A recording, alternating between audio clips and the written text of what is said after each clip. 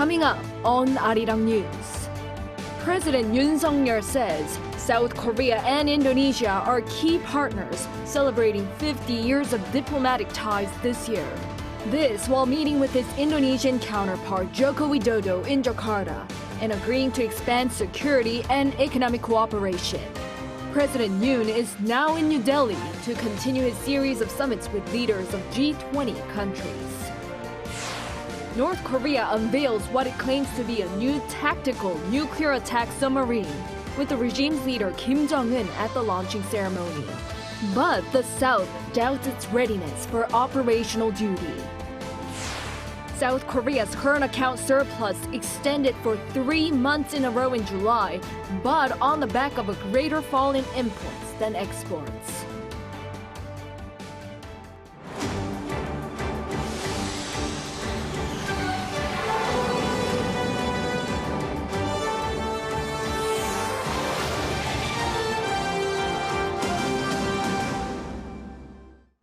Good evening, it's 9 p.m. here in Seoul. Thank you for joining us on Arirang News. President Yoon wrapping up his 4-day visit to Indonesia, where he attended a series of ASEAN-related summits, has landed in New Delhi, India, where he'll engage in more diplomacy at the G20 Summit. Coordinating policies for global issues including climate change and North Korea's escalating threat are likely to top his agenda. Our correspondent Oh Soo-young tells us what to expect. President Yoon will extend his multilateral diplomacy at the G20 Summit, calling for stronger action to curb North Korea's nuclear threat and joint efforts to strengthen solidarity on common global challenges. After wrapping up his 4-day official visit to Indonesia on Friday afternoon, President Yoon landed in New Delhi, which will host a 2-day summit of world leaders. First on Yoon's schedule is a meeting with Korean expats before he attends the first G20 session on Saturday morning, where he will discuss South Korea's response to climate change and push for greater assistance for vulnerable countries to make the green transition. The leader will also discuss South Korea's growing role and contribution to tackling complex global challenges, highlighting the need for international norms on the ethical use of digital technology in particular. Also at the multilateral meeting, Yoon will continue to call on governments to fully implement United Nations sanctions on North Korea's nuclear and missile program. He will also call for global cooperation for peace in Ukraine and the building of a rules-based maritime order in the South China Sea. The top office says Seoul's growing push for freedom, peace and prosperity, shown in Yoon's multilateral diplomacy, is rooted in the spirit of Camp David joint statement, which South Korea, the US and Japan declared last month at their trilateral summit. The force behind Korea, the US and Japan's trilateral collaboration has also inspired Seoul's responsible diplomacy, which pursues freedom, peace and prosperity in the Indo-Pacific. We'll endlessly strive to establish an international order that is rules-based and grounded on universal values.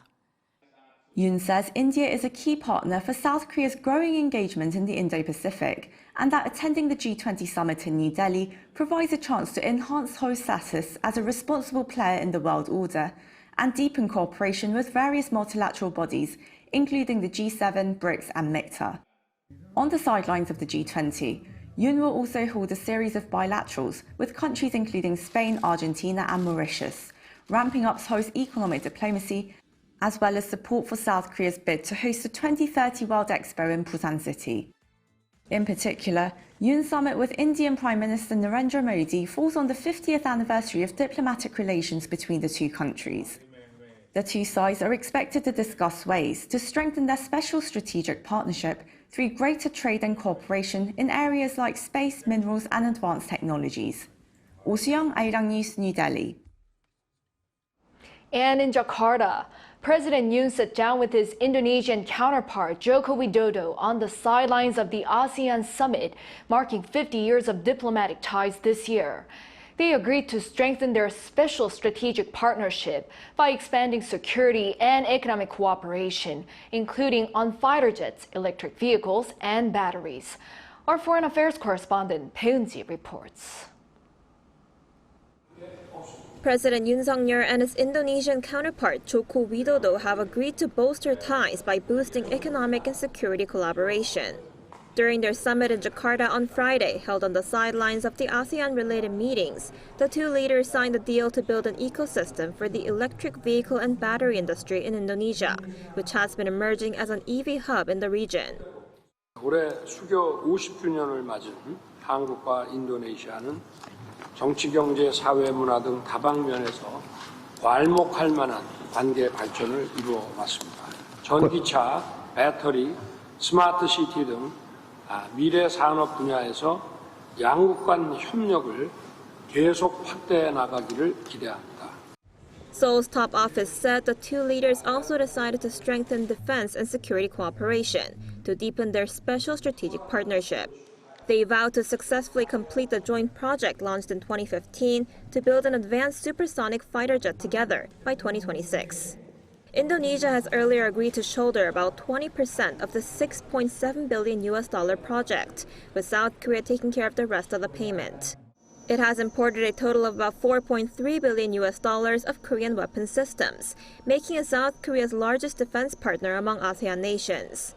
It was also the first nation to import South Korea's KT-1 and T-50 training aircraft, and the only country so far to have imported a Korean submarine. Meanwhile, they also signed a memorandum of understanding on halal food products to serve as a basis for related exports from South Korea. Also, as Indonesia aims to move its capital from Jakarta to Nusantara in East Kalimantan, the two leaders vowed to closely cooperate on having South Korean firms take part in the project. Indonesia plans to spend more than $30 billion to complete the relocation by 2045. Peunji, Arirang News. North Korean leader Kim Jong-un is reportedly set to arrive in Russia on Monday during the Eastern Economic Forum, marking his first foreign trip in over 4 years. According to Russian officials, Kim is likely to travel via his private train to Vladivostok's railway station and then take a limousine to where the forum is being held. It's widely assumed that a meeting with Russia's President Vladimir Putin will take place on Tuesday, with the New York Times citing sources claiming that Kim will discuss the possibility of supplying Russia with more weaponry for its war in Ukraine. This visit is the latest in a series of events, including letters exchanged between Kim and Putin last month, urging bilateral cooperation across all fields. North Korea unveils what it claims to be a new tactical nuclear attack submarine, with the regime's leader Kim Jong-un at the launching ceremony. But the South doubts its readiness for operational duty. Our North Korean affairs correspondent Lee Dae-hyun explains. North Korea has launched what it's calling its first operational tactical nuclear attack submarine ahead of the 75th founding anniversary. North Korea's state media on Friday reported that submarine number 841, named hero Kim Jungkook after a North Korean historical figure, was assigned to the fleet that patrols the water between the Korean peninsula and Japan. But Seoul's Joint Chiefs of Staff said that the vessel appeared to be a modified Soviet-era Romeo-class submarine, which North Korea imported from China in the 1970s and started to produce domestically, and assessed that it's not capable of normal operation and that there is a possibility of exaggeration by the North. It also said that it will closely cooperate with Washington to maintain military readiness, as the two nations are planning to hold high-level talks on extended deterrence next week in Seoul to better counter the North's threats. A launch ceremony was held on Wednesday where Kim Jong-un said that the submarine would be one of the main underwater offensive means of the naval force of North Korea. Kim also highlighted that the launch of the vessel was to counter U.S. naval power while presenting his plan to strengthen the regime's navy by improving the rest of the submarine's weapon capabilities. One expert says the launch is to cover up their failure in economic measures. The only thing that's currently working out well is the military development sector. So it's externally and internally showing off that its weapons production is proceeding smoothly, despite global pressure and sanctions. Based on the photo released via North Korean media, the submarine appears to be equipped with a total of 10 launch tube hatches, which analysts say are most likely armed with ballistic missiles and cruise missiles. The Unification Ministry also deplored how the North wastes its resources by developing weapons while ignoring the difficulties of public welfare. North Korea should realize that their provocations are meaningless as Seoul, Washington, and Tokyo strengthen military readiness, and this is only going to make them vulnerable in security. Meanwhile, the ministry said that there is a high possibility that the North would hold its military parade tonight. It said this would mark the third parade this year, which shows the need for the North to strengthen its internal solidarity. Lee Dae-hyun, Arirang News.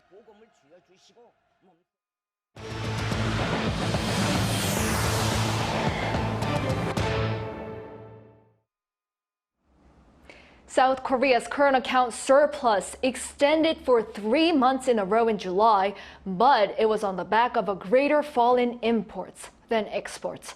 Our Park Gun-woo has the latest. South Korea's current account was in the black in July for the third consecutive month. According to preliminary data from the Bank of Korea on Friday, the country's current account for July saw a surplus of $3.58 billion as imports dropped deeper than exports. The current account has been in positive territory since May, although the latest figure was a slip of some $2.3 billion compared to the month before. The cumulative surplus from the beginning of the year to July amounts to some $6 billion, which is just a quarter of the figure from the same period in 2022. South Korea's goods balance saw a surplus for the fourth straight month in July, despite exports falling 14.8% on year, while imports were down 22.7% from the year before. In terms of exports, petroleum products and semiconductors both shrank on year, while autos and home appliances were the only categories that saw an increase during the same period. By region, outbound shipments saw a significant decrease in China and Southeast Asia. Imports saw an even greater drop in terms of both the volume and ratio due to fewer inbound raw material shipments on the back of lower energy prices. We expect the decreasing trend to continue at a slower pace in August and September, and the increase in exports will be in the positive territory in the fourth quarter. The central bank official added, Korea is moving toward economic improvement and not a slump, despite some concerns over recent import and export figures. The country's service balance saw a deficit once again in July, as the travel account decrease almost doubled on year. This was caused by a soar in overseas travel after COVID-19 measures were eased. In terms of direct investment, Korean investment in overseas markets and foreign investment in the Korean market rose, while foreign stock investment saw the highest jump since May 2022.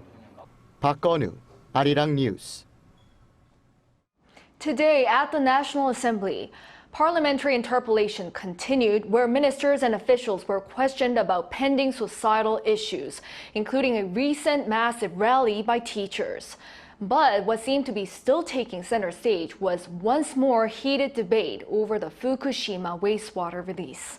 Our National Assembly correspondent Kim Jong-un reports. The final day of the four-day Q&A with ministers and government officials yet again included questions regarding the Fukushima wastewater discharge. Even in the case of the discharge of Fukushima wastewater, the government didn't say a word about it and basically went along with it, right? After rigorously reviewing the previous government's policies, we thought the former administration's policies were correct, so we were just following in its footsteps. A ruling People Power Party lawmaker asked a follow-up question. Please explain in detail why the Foreign Ministry did not file a complaint with the International Tribunal for the Law of the Sea despite former President Moon Jae-in's instructions. What was reviewed at the time was first that it was difficult to secure sufficient scientific evidence to prove the harmfulness or risks of Japan's plan. Secondly, the majority of our experts believed that the wastewater discharge would not have a significant impact on our waters. And thirdly, other countries such as the US, the UK, and France assessed the risk of Japan's plan as low, so there was a burden in publicizing the issue on the multinational stage. Meanwhile, questions related to pending issues regarding education and society were also brought up. Education Minister Lee Joo-ho was asked why he thought teachers took to the streets, referring to the recent nationwide protest rallies that stemmed from the death of a young teacher who took her own life in July. It seems that teacher classroom authority has been continuously downgraded for about a decade. Student rights, meanwhile, were emphasized too much, and there were nonsensical amounts of child abuse reports, making teachers anxious with regard to discipline. Malicious complaints from parents also made teachers' lives miserable. The education minister also apologized for the tragedy and vowed to make changes in the education sector. Regarding issues relating to South Korea's notoriously low birth rate, Health Minister Jungkook said expanding flexible working hours for a work-life balance was one of the Yoon administration's 5 core policies to tackle the problem. He added that significant spending has been set aside in next year's budget for this. Kim Jong-sil, Arirang News. President Yoon Suk-yeol has removed Chung Min-young from his role as a commissioner on the Korea Communication Standards Commission, the nation's media regulatory agency. The decision, announced in a written statement on Friday, follows a request from the Ministry of Personnel Management, which uncovered a violation of the conflict of interest rules. Chung, a lawyer recommended by the opposition, previously represented TV broadcaster MBC, but failed to report this before his appointment. He participated in more than 50 KCSC deliberations and decisions related to MBC. Chung has expressed regret for not adhering to the new commission rules requiring appointees to report such activities. With his dismissal, the commission will now consist of 4 commissioners recommended by the ruling party and 3 by the opposition. The culture ministers of South Korea, Japan, and China met on Friday and agreed to strengthen trilateral cultural exchanges and cooperation. South Korean Culture Minister Park Bo-gyun, along with his Japanese and Chinese counterparts Keiko Nagaoka and Hu Ping, respectively, convened in South Korea's western city of Jeonju, Jeollabuk-do Province. The 3 ministers adopted the 2023 Jeonju Declaration, aiming to promote cultural exchanges among the younger generations. They also agreed to enhance cooperation in the content industry by promoting exchanges among cultural institutions. This trilateral ministerial meeting marked the first in-person gathering in 4 years. To K-pop news now. BTS might be on hiatus as a band, but its members continue to make waves in the global music industry. The group's agency announced on Friday that Jungkook's solo album 7 has surpassed 200 million views on YouTube. Not only that, but 7 straight weeks at #1 on the Billboard Global chart is the most so far this year. Meanwhile, another BTS member, V, on Friday released his solo album Layover. 2 of the tracks, Rainy Days and Love Me Again, were pre-released ahead of the album and both performed well in the charts. Since 2014, Dongdaemun has earned recognition as the venue of Seoul Fashion Week, which is currently running until tomorrow. However, the area's history runs deeper, with a long-standing reputation as the fashion mecca of Korea and one of the most popular shopping spots in the country. But Dongdaemun has been going through a tough time over the past few years. Our culture correspondent Song Yu-jin delves into the significance of Dongdaemun in the fashion industry, its challenges, and how it's working to overcome them. It's a regular weekday afternoon, and designer Kim Min-seok is working to bring his creative ideas to life. Kim is the head designer for a women's apparel brand that his father started 30 years ago in Dongdaemun. The Dongdaemun area of Seoul has been the cornerstone of Korean fashion for more than 60 years. Packed with giant shopping malls, wholesale and retail stores, it's one of the few fashion hotspots in the world where everything, from design and production to retail, happens all in one place. Over the decades, Dongdaemun items have earned a reputation as being stylish, affordable, and good quality. However, the area has encountered a series of challenges since the 2010s. It began when China decided to ban Korean culture as a response to that. While there was a bit of relief from local sales, domestic demand started dwindling with the emergence of online shopping malls hitting Dongdaemun's wholesale markets hard. To make matters worse, after COVID-19, around 70% of retail store spaces are now empty.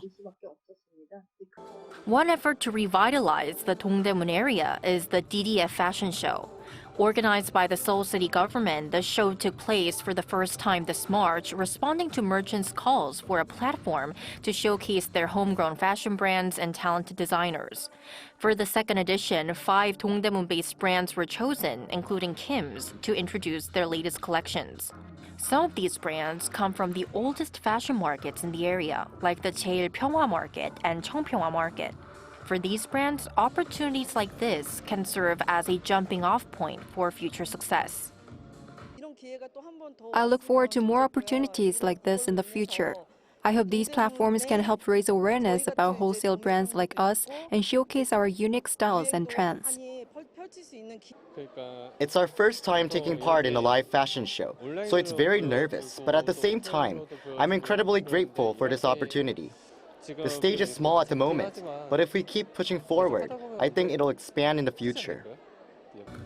This is how Dongdaemun is striving to make a comeback. 송유진, Arirang News.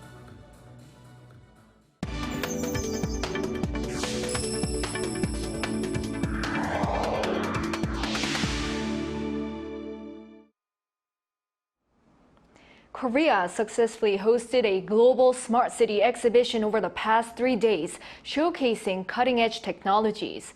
And in light of this occasion, our Shin Ha-young sat down with Seoul's Vice Minister for Infrastructure to learn about Korea's smart solution, including emergency response and public convenience.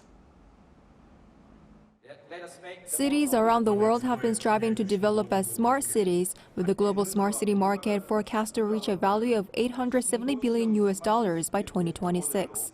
Amid this trend, the World Smart City Expo 2023, the largest smart city event in the Asia-Pacific region, kicked off on Wednesday in Goyang, Gyeonggi-do Province.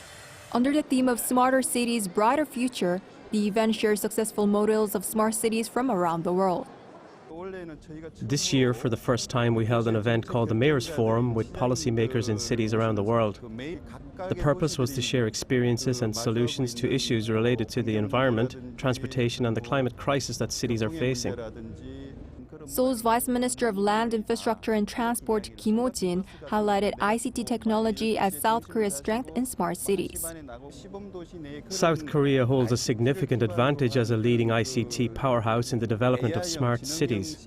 Within pilot cities, there are AI-based CCTV systems connected to data centers for immediate emergency response. Additionally, there is a system that remotely monitors the health of patients and senior citizens, sending data to hospitals daily. Among a variety of successful models, he wants to introduce a demand-responsive transit bus to the mayors visiting the expo from around the world. I'd like to introduce demand-responsive transit buses that integrate public transportation and ICT. These buses operate flexibly based on passenger demand, adjusting their routes and stops. They are being well utilized in rural and remote areas, highlighting our country's strengths. The government has designated Sejong City and the southern port city of Busan as national pilot smart cities and is exploring various integrated services within these cities through projects. Additionally, efforts are being made to promote Korean smart cities abroad. We've been promoting and exporting South Korea's smart cities overseas through the so-called K-City Network program. It introduces Korean-style smart city models, technologies, and solutions to cities around the world. We have already provided support to countries including Vietnam and Indonesia. He added that through this year's expo, he hopes the Korean-style smart cities to be demonstrated in many different countries. Shin Ha-young, Arirang News.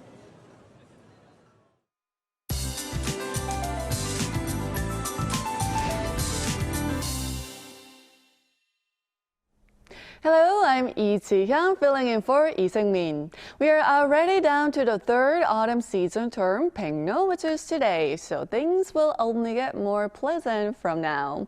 However, big temperature gaps of 10 degrees Celsius between lows and highs will continue across much of Korea. We'll have ideal temperatures for sleep, but parts of Jeju Island will be warmer, waking up to 23 degrees Celsius. Highs will be similar to Friday, staying above seasonal storms hovering around 30 degrees Celsius under sunny skies with high UV rays. But Gwangju and nearby areas will have cloudier skies in the afternoon. Overall, fine weekend weather is in the forecast with rain expected on Jeju and the south coast on Sunday night. And Jeju will see rain lingering into Monday afternoon.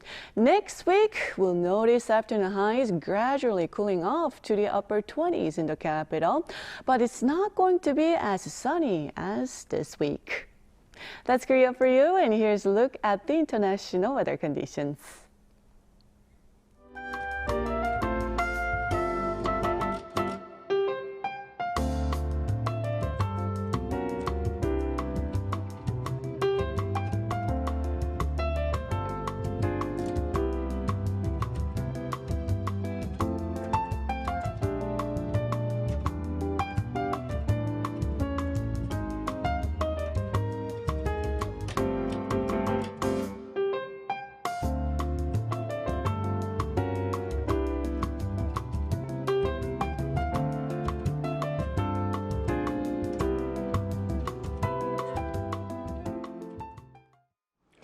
That brings an end to this Friday night newscast. Thank you for watching. Hope everyone has a good weekend and a good night.